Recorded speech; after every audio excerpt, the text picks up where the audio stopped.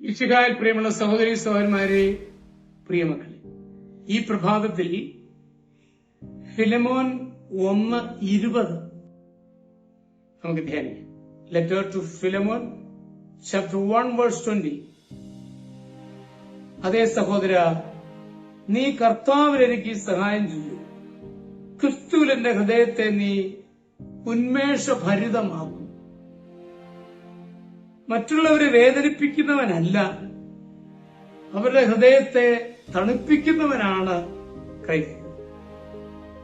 പൗലോസ് അടിമയായ ഒനേസിമോസിനെ ഫിലമോന്റെ അടുത്തേക്ക് മടക്കി അയക്കുകയായിരുന്നു.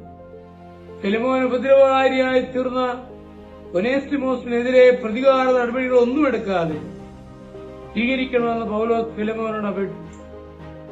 കുറ്റബോധത്താൽ വിഷമിക്കുന്ന ഒനേസിമോസിന്റെ ഹൃദയത്തെ തണുപ്പിക്കുവാൻ സാധിക്കുന്നത് പൗലോസിന്റെ ഹൃദയത്തിന് തണുപ്പ് പകരുന്നു. നാം മറ്റുള്ളവരെ വേദനിപ്പിക്കുന്നതിൽ രസിക്കുന്നവരാണോ? മറ്റുള്ളവരെ പലവിധത്തിൽ മാനസികമായി വേദനിപ്പിക്കുവാൻ കഴിയും. കുറവുകൾ പറഞ്ഞ് ആരെയും വേദനിപ്പിക്കരുത്. കുറവുകളില്ലാത്തവരായ ആരുമില്ലല്ലോ. തന്നെ തള്ളിപ്പറഞ്ഞ പത്രോസിനെ ഉയർത്തെഴുന്നേറ്റ് ഈശോ കാണുമ്പോൾ കുറവുകൾ എന്തെങ്കിലും പറഞ്ഞ് വേദനിപ്പിക്കുവാൻ ഒരുങ്ങിയില്ല. മുടിയനായ പുത്രൻ പിതൃസന്നിധിയിൽ മടങ്ങിയെത്തിയപ്പോൾ അവന്റെ കുറവുകൾ പറഞ്ഞ് വേദനിപ്പിക്കുവാൻ പിതാവ് തയ്യാറായില്ല. തണുപ്പ് പകരുന്ന ആശ്ലേഷത്തോടെ അവനെ സ്വീകരിച്ചു. ആപത്തിൽപ്പെടുന്നവരോട് അധിക്ഷേപ വാക്കുകൾ പറഞ്ഞാൽ അവർ മനക്ലേശം അനുഭവിക്കും. കൊട്ടാരമിട്ട് പലായനം ചെയ്ത ദാവീദിനെ പൂഴി വാരിയെറിഞ്ഞ ശിമേയി രാജാവിന് മനവേദനയുണ്ടാക്കി. അതിനുള്ള ശിക്ഷ പിന്നീട് അനുഭവിക്കുകയും ചെയ്തു. നമ്മുടെ സംഭാഷണത്തിൽ ഇടപെടലിലും ആർക്കും വേദനയുണ്ടാകുവാൻ ഇടയാകരുത്. നിങ്ങൾക്ക് സമാധാനം എന്ന് പറഞ്ഞ കർത്താവ് മറ്റുള്ളവരുടെ ഹൃദയത്തെ തണുപ്പിക്കുവാൻ മാത്രമേ ആഗ്രഹിക്കൂ.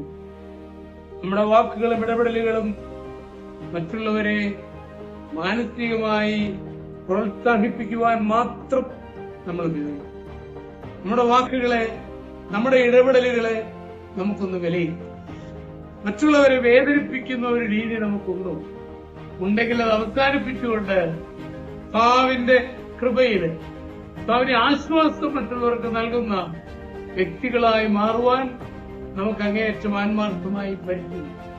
നമ്മുടെ കർത്താവ് മിശിഹായുടെ കൃപയും പിതാവായ ദൈവത്തിന്റെ സ്നേഹവും പരിശുദ്ധാത്മാവിന്റെ സഹവാസവും പരിശുദ്ധ അമ്മയുടെ മധ്യസ്ഥതയും നിങ്ങളെല്ലാവരോടും കൂടി ധാരാളമായി ചെയ്യും. എപ്പോഴും എന്നേക്കും. ആമേൻ.